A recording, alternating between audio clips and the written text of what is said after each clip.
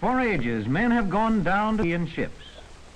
Hardy men who brave the pulls of small boats and tossing waves, to fish with sweeping net, to bring back from the sea, important part of our food supply.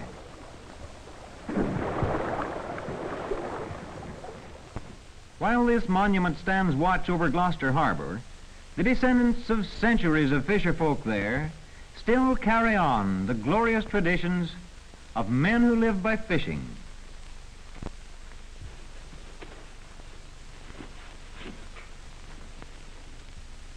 Here's your coffee, John. Looks like a fair day to get out to sea.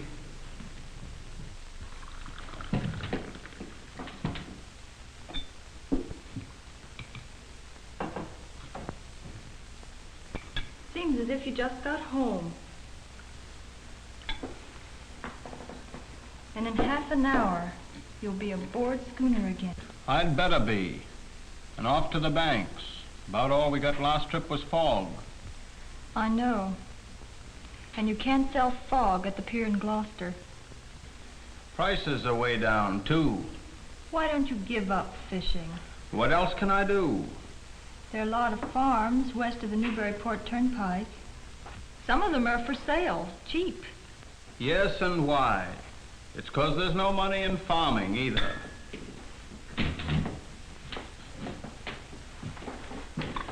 No, the sea's been good enough for us dailies for 6 generations. Yes, the sea that swallows up our Gloucester fishermen year after year. Now, you just keep cheerful. We'll hope for a big catch this trip and a better market.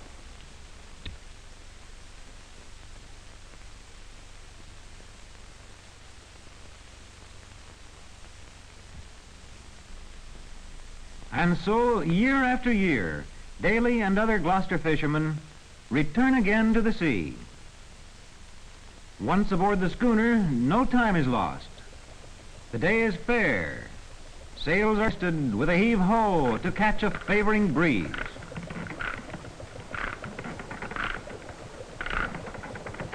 Every bit of canvas possible is crowded on as the schooner makes out to sea.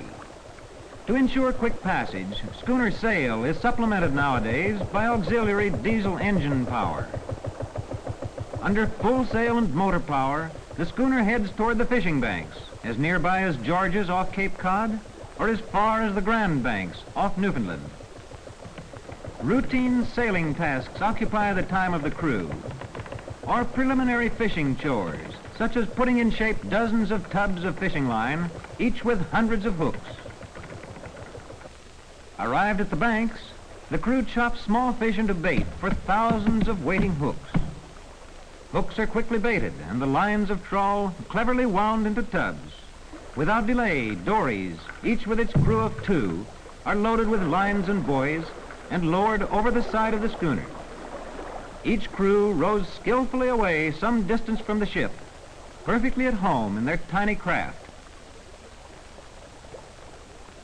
Now they select a spot and toss out a buoy to mark the end of the line, and an anchor to keep it from drifting. A throw-out stick keeps fingers clear of hooks. One after another, the dories go over the side until the entire crew is at work. If the fishing is good, the long trawl lines almost at once begin yielding returns of cod, haddock, and sometimes halibut and other food fish.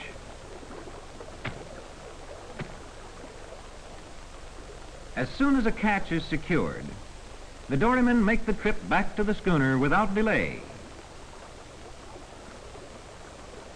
They toss the fish up on deck, where skilled hands clean and ice them or salt them down. Then off again to their lines, day after day, until the hold is full. Nowadays on the fishing banks, we find the steam trawler, a more modern type of fishing boat, and an even later development, the diesel-powered trawler, whose decks we shall visit for a time. Trawlers fish with large nets and reflect the modern trend toward machine operation, winches to control the nets, to lower or haul in. powerful engines to drag the nets along the sea floor. Below decks, the engineers carry out the captain's every order for control of fishing operations. Now at a signal, up comes one of the two great doors, which are fastened to the ends of the net to keep it open and near the bottom when dragging. Doors and net are hauled up by electrically driven winches. Wooden rollers attached to the bottom of the net keep it clear from a rocky, uneven ocean floor. The main part of the net is thrown back over as soon as the crew have looped a rope round the open end of the bag where the fish have collected. They haul this bag aboard. Then they loosen a ripcord at its bottom, and the catch cascades down on deck.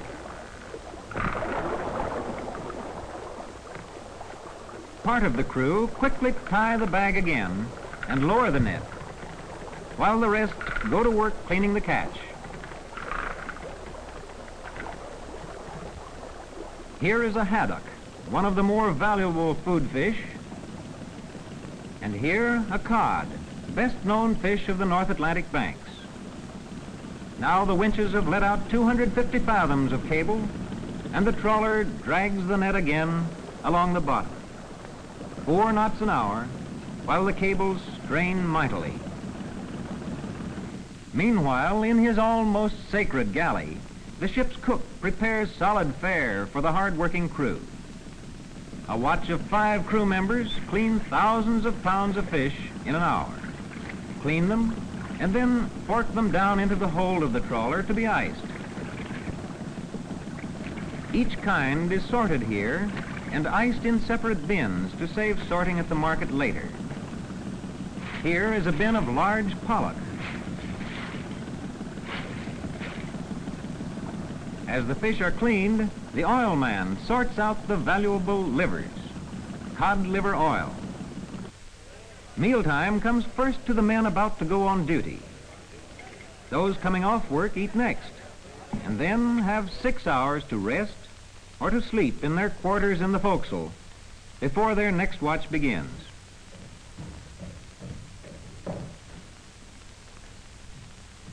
Day and night, this routine goes on.